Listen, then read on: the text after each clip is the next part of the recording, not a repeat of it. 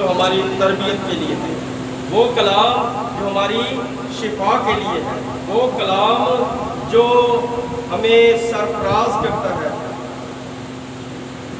آئے کلام مقدس میں دیکھتے ہیں یعقوب کا خط اور اس کا 5واں باب اور اس کی 16ویں آیت لکھا ہے،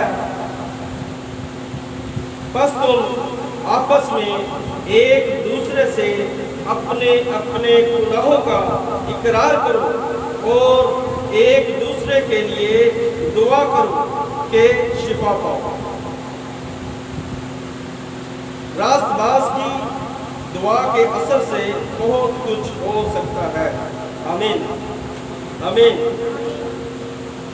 خدا کا بندہ یعقوب شاگردوں کو، اپنے حواریوں کو، کلیسیا کو، جماعت کو کیا کہتا ہے کہ جب تم جمع ہوتے ہو تو آپس میں ایک دوسرے کے ساتھ اپنے اپنے گناہوں کا اقرار کرو تاکہ تم شفا پاؤ۔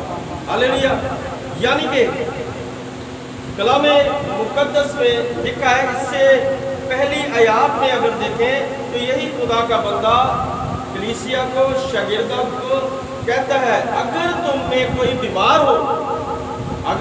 کوئی بیمار ہو تو کلیسیا کے بزرگوں کو بلائے، اگر تم میں کوئی کچھ ہو تو حمد کے گیت گائے، یعنی کہ اگر کچھ ہو تو خدا کی تعریف کرے۔ ہاللیلویا۔ اگر بیمار ہے تو کلیسیا کے بزرگوں کو بلائیں تاکہ کلیسیا کے جو بزرگ ہیں وہ جب اس بیمار پر دعا کریں گے، بائبل مقدس میں بالخصوص لکھا کہ جب وہ تیل کو مسح کریں گے، جب وہ تیل کو مسح کر کے اس بیمار کو لگائیں گے، بیمار کو مسح کریں گے، اگر اس نے کوئی گناہ بھی کیے ہوں گے تو اس کی موت ہی ہو جائے گی۔ ہاللیلویا۔ یسوع مسیح نے کہا، ایک مفلوج کو جب شفا دی تو یسوع مسیح نے کہا کہ جا تیرے گناہ معاف ہوئے، بیٹا اپنی چارپائی اٹھا اور چلے جا۔ ہاللیلویا۔ اور لوگوں نے، فقی فریسیوں نے کہا کہ یہ کون ہوتا ہے گناہ بخشوانے والا؟ لیکن یسوع مسیح نے اپنی روح میں یہ معلوم کیا کہ یہ جو فقی فریسی بیٹھے ہیں یہ غلط باتیں کر رہے ہیں۔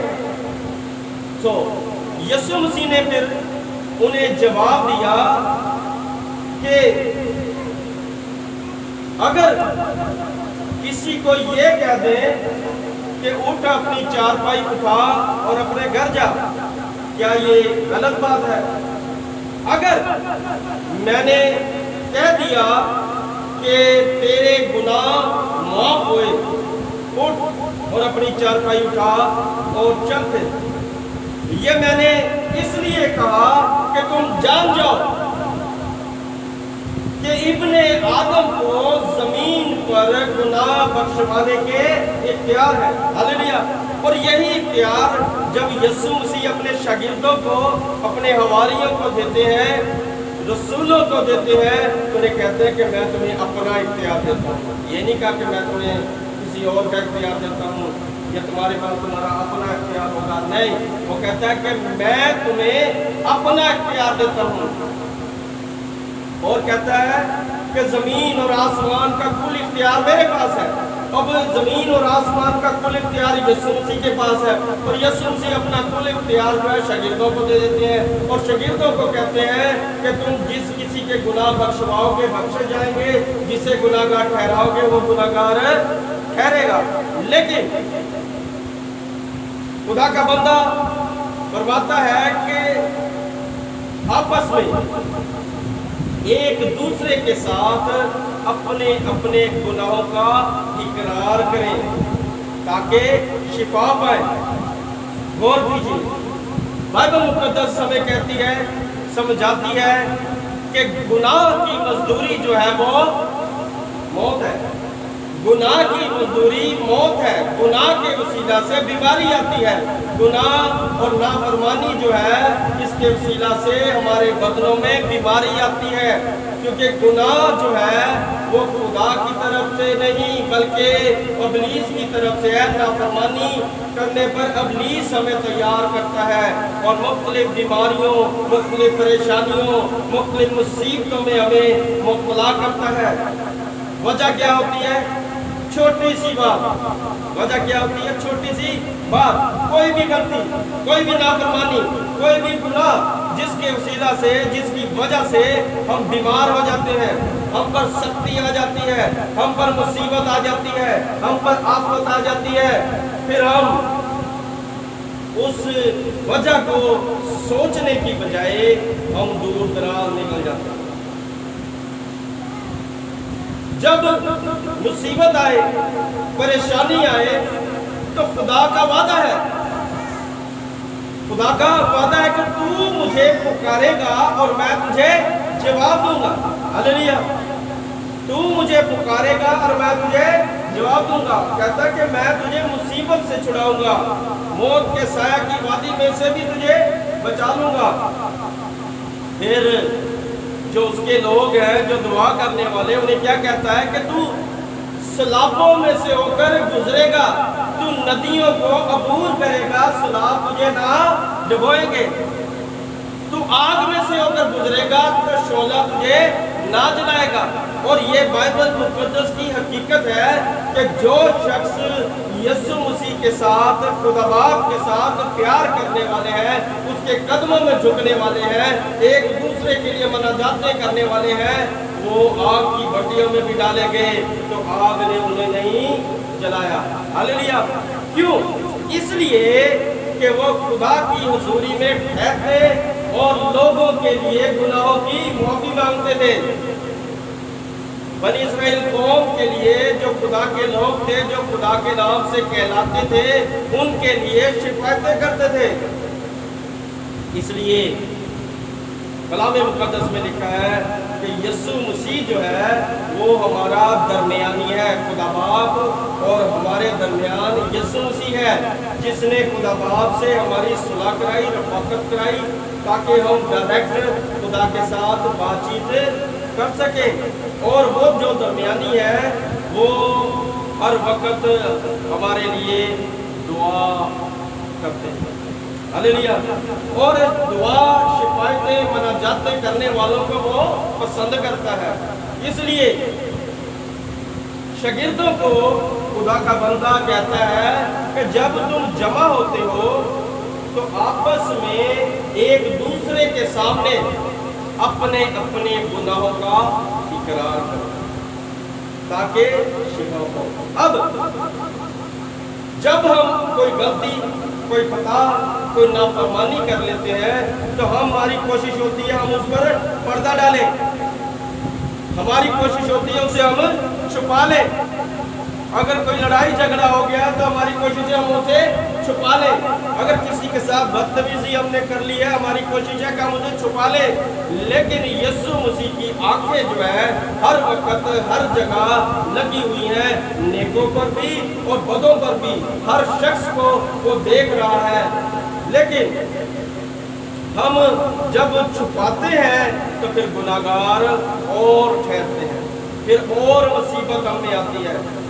خدا کا بندہ کہتا ہے شاگردوں کو، ان بلیوروں کو جو یسوع مسیح پر ایمان رکھتے ہیں اور خدا کے بندہ کے ساتھ ہیں، تابعدار ہیں، انہیں کہتا ہے کہ تم آپس میں ایک دوسرے کے سامنے اپنے گناہوں کا اقرار کرو۔ یعنی کہ اگر کوئی غلطی ہو جائے، اگر گناہ سرزد ہو جائے تو تم ایک دوسرے کے ساتھ جب جمع ہو تو کہیں کہ مجھ سے فلاں غلطی ہو گئی ہے، فلاں گناہ ہو گیا ہے، تو سو میرے لیے دعا کی جائے۔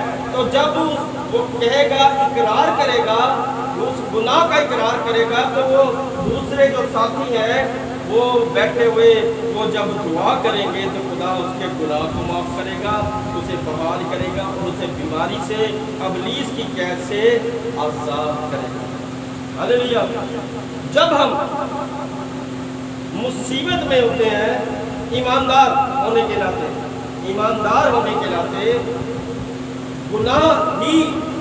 गुनाह ही हमारी बीमारी का सबब नहीं। गौर कीजिए, गुनाह के वसीला से ही बीमारी नहीं आती, लेकिन गुनाह करेंगे तो बीमारी आएगी।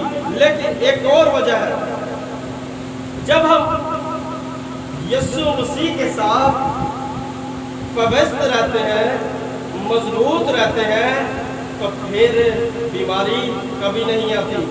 हाँ, अगर यीशु मसीह से दूर होना शुरू हो जाएंगे तो फिर इब्लीस जो है वो हमारा मुखालिफ है, इब्लीस जो है हमारा दुश्मन है, इब्लीस जो है वो खुदा का दुश्मन है, इब्लीस जो है वो हमें मुसीबतों और बीमारियों में मुब्तला करता है ताकि हम खुदा से दूर हो जाएं। और ऐसे लोगों को खुदा फरमाता है, तू मुझे पुकारेगा और मैं तुझे मुसीबत के दिन यकूब का खुदा तेरी दुआ को सुनेगा। वो आसमान से तेरे लिए कुम्मत को भेजेगा, मदद को भेजेगा। हालेलुया। अब सोचने की बात यह है कि खुदा का बंदा हमें कहता है कि जमा हो तो अपने अपने गुनाहों का इकरार करें। जब हम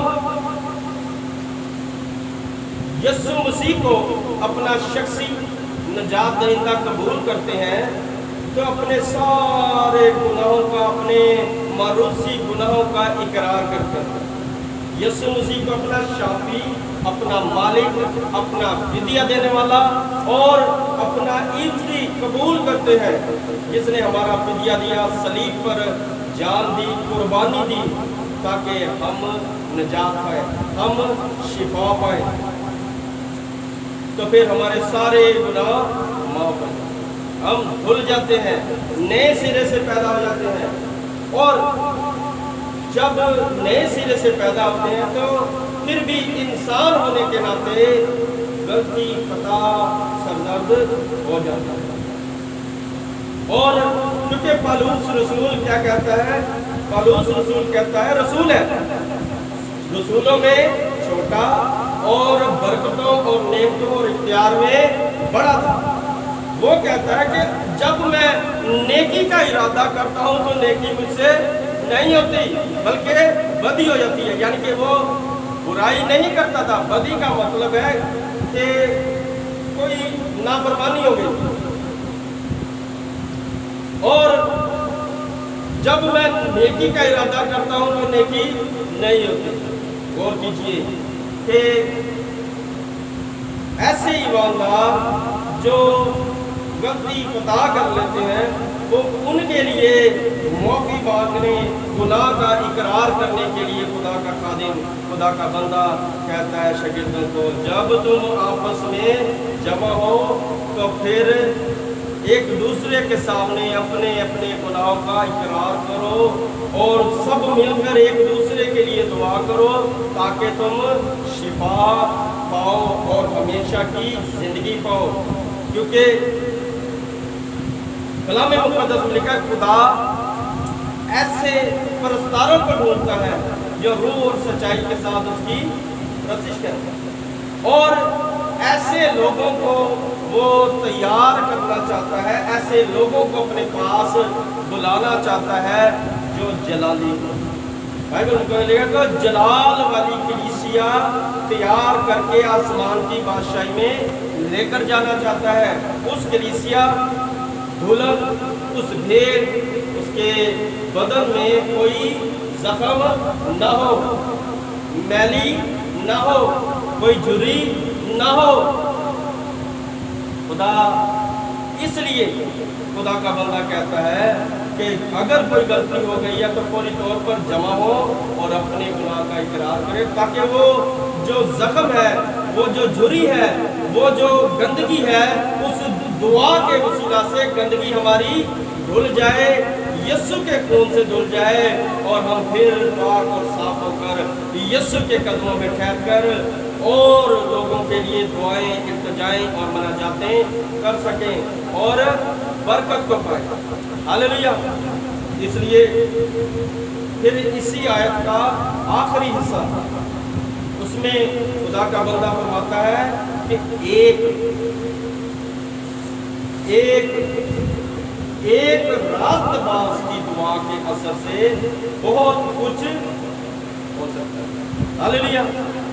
अब अगर ईमानदार बेटे और बेटियां, बहनें, भाई जमा है, तो उनमें अगर एक शख्स भी, एक बहन भी, एक भाई भी, कोई भी एक अगर सबके लिए दुआ करेगा, अगर कोई गुनाहगार है, गुनाहों का इकरार करता है, अगर कोई बीमार है, तो वो एक शख्स जब उसके लिए दुआ करेगा तो वो शिफा पाएगा। हालेलुया।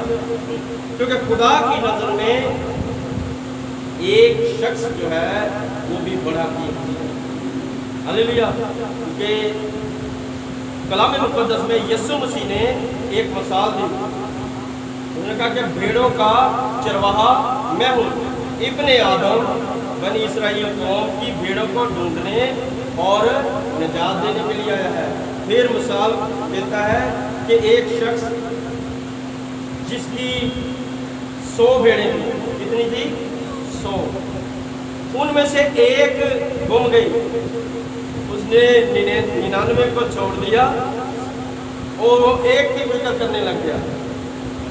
99 को छोड़कर एक की फिक्र की, और जब एक उस भेड़ को उसने ढूंढ लिया तो उसने गोद में उठाया और शुक्रगुजारी करना शुरू की, और दूसरे लोगों को भी बताना शुरू किया कि ये मेरी भेड़ गुम गई थी और इसे मैंने ढूंढ लिया है, ये जख्मी थी, मैंने इसे मरहम लगाई, ये कचरे में, गंदगी में गिर गई थी, मैंने फिर उठाकर इसे धोया और फिर साफ किया है। याद रखें कि खुदा की नज़र में एक शख्स भी बहुत कीमती है।